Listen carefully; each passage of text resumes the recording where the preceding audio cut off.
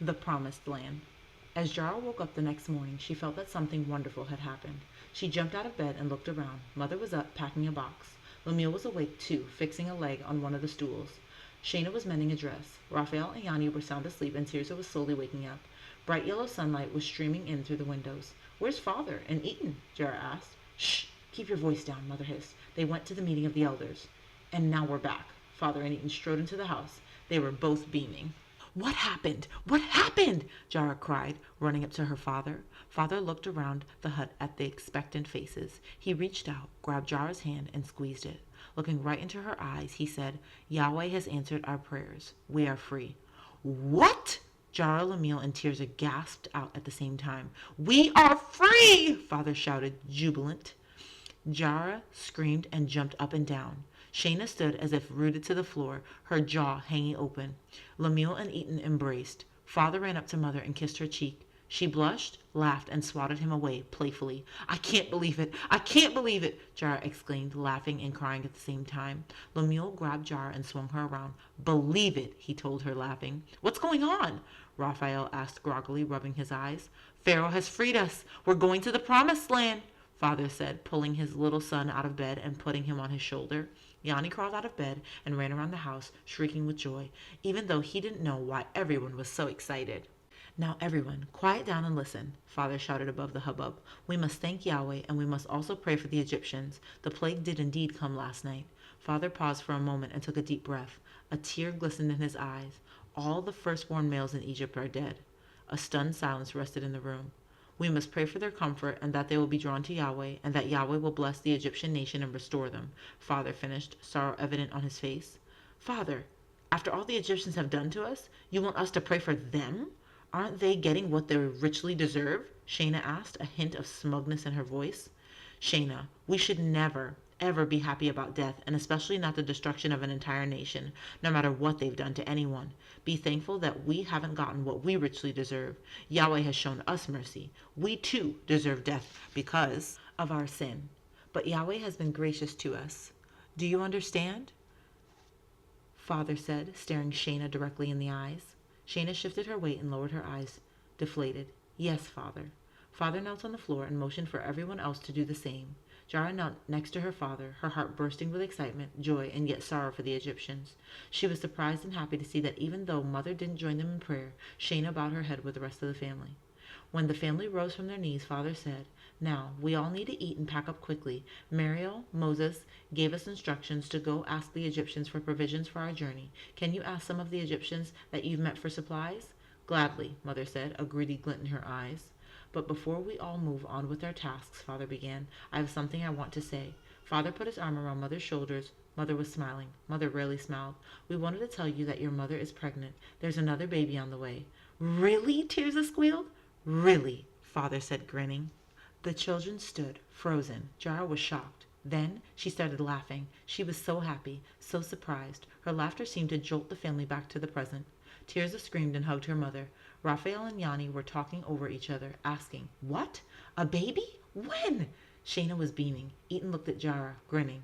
"You knew, didn't you?" Jara exclaimed, playfully punching Eaton in the arm. "Yes, I knew," Eaton replied, tweaking Jara's nose. "Why didn't you tell me?" Lemuel demanded, but he was grinning ear to ear. "Because I just found out early this morning, Lem," Eaton stated, ruffling Lemuel's hair. "All right, everyone, let's get moving," Father shouted over the conversation, clapping his hands for emphasis. Mother hurried off to get gold, jewels, and food for their journey. According to Moses' instructions, all the food left over from last night's dinner had been burned. Shayna, Jara, and Tirza packed up the bedclothes and kitchen utensils. Father and Lemuel took Raphael and Yanni outside to take care of the animals and finish picking the vegetables from their garden. Eaton was loading boxes onto the cart. The street was filled with shouts of joy and exultation. Instruments were playing, cymbals and tambourines were adding their notes to the songs. People were singing and dancing as they moved about, greeting their friends and family members and packing up to leave this terrible place of oppression forever. Even the sheep, goats, and donkeys seemed to be kicking up their heels in delight. The cows added their low notes to the high notes of reeds and pipes as more and more people poured out of their houses to celebrate this glorious day. Jara moved to the doorway and leaned against it, basking in the sun and looking on at the scene before her. Her heart was about to burst with joy. At last they were leaving forever. "Jara, come on out back. I need help." Shayna called. Jara sighed happily and ran around the house. I don't care if Shayna's being bossy, she declared, giggling at the thought. This is the best day of my life.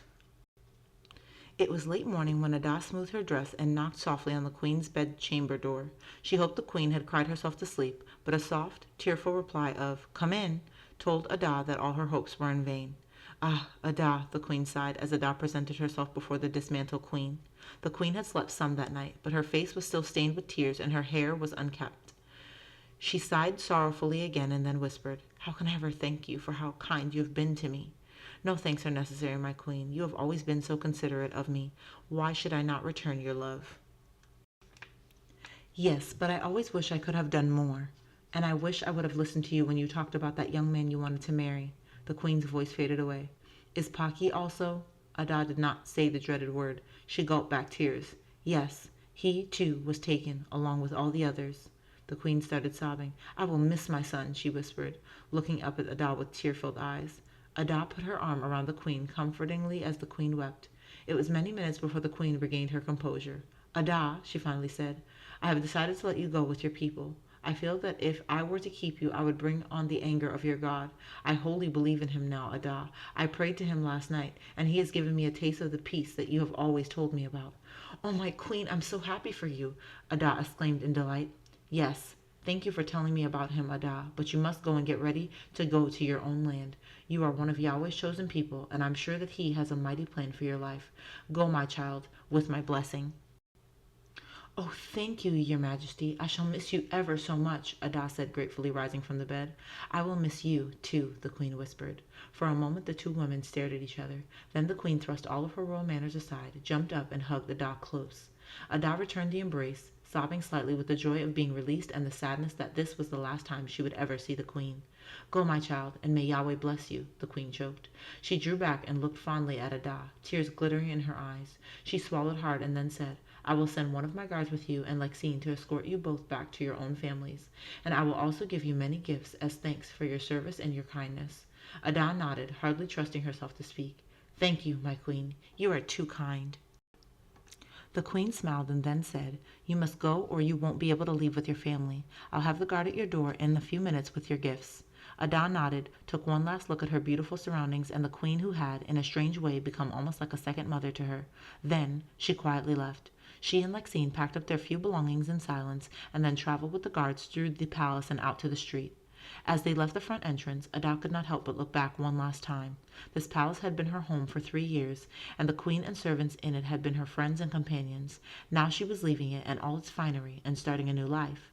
The feeling was bittersweet, but as she started out at the golden desert, she knew that Yahweh would work everything for good. Though she still felt tears in her eyes, Ada knew that she would soon get over the sadness that she felt inside. Already she was beginning to feel a serene peace creeping over her, and as she thought about her family and about Eton, Ada knew that there was nothing else she would love to do more than leave for the promised land. Jara's family was dispersed among the neighbors and friends outside the house, finishing last-minute details.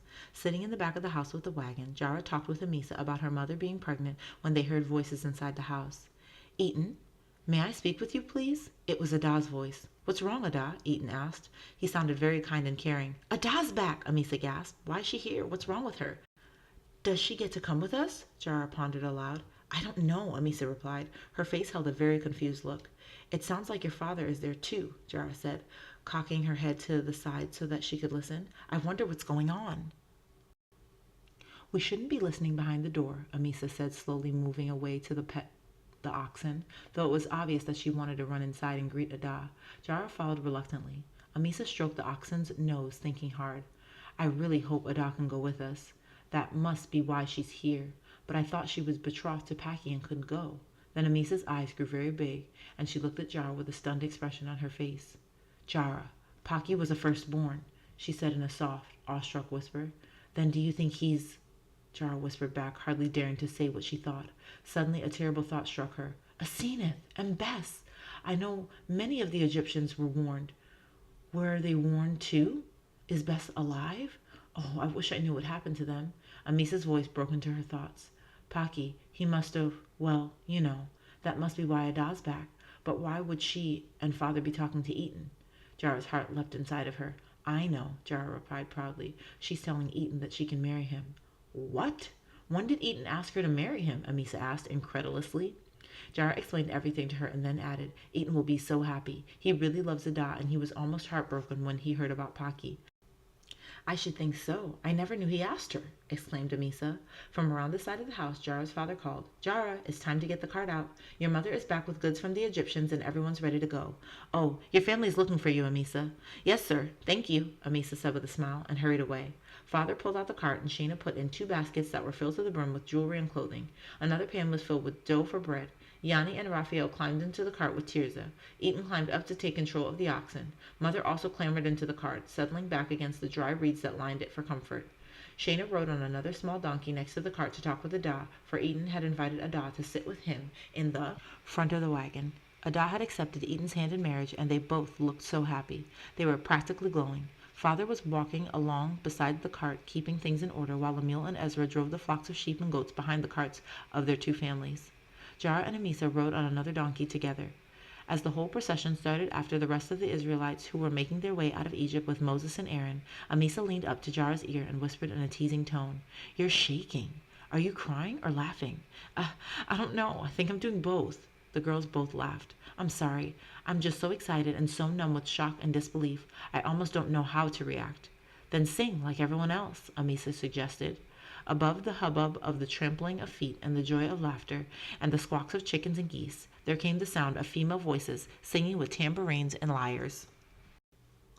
I will sing to the Lord, for he is highly exalted. The Lord is my strength and song, and he has become my salvation. This is my God, and I will praise him, my Father's God, and I will extol him. Your right hand, O Lord, is majestic in power. Your left hand, O Lord, shatters the enemy. Who is like you among gods, O Lord? Who is like you, majestic in holiness, awesome in praises, working wonders? And then Moses' sister's voice rose above the others in the chorus. Sing to the Lord, for he is highly exalted. Sing to the Lord, for he is highly exalted. In your loving kindness you have led the people whom you have redeemed. In your strength you have guided them to your holy habitation. Sing to the Lord, sing to the Lord. The song continued to echo around Jara. She sighed with happiness, her heart pounding with joy and excitement. She looked around and saw her family all together, happy. Even Mother was smiling and joyful. There was Amisa's family in the wagon next to them, singing, laughing, and joking. Jara's eyes rested on Eaton and Ada, sitting close together at the front of the wagon. They were beaming. Jara's face lit up in a smile as she thought, Ada's free, too. Free to marry Eaton and come with us. Even though Jara was thrilled beyond belief to be leaving Egypt, she couldn't help but feel a tiny bit of sad for the Egyptians. After all, they had lost so much. It would take them years to rebuild their nation. Then she realized something.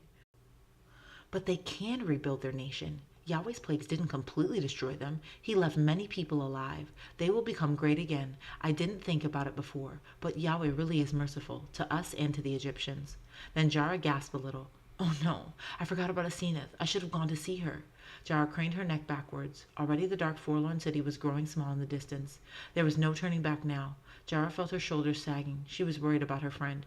Did someone warn her about the plague? Did Bess live? And will I ever see Asenath again? Jara, what's wrong? Amisa asked. Jara shook her head and tried to smile. I was just thinking about one of my Egyptian friends. I wish I had been able to say goodbye to her. I'm sorry. Amisa laid a compassionate hand on Jara's arm. But you never know. Maybe she came with us. Mother said that a few Egyptians came with us because they believe in Yahweh. So maybe she's here and you can see her again.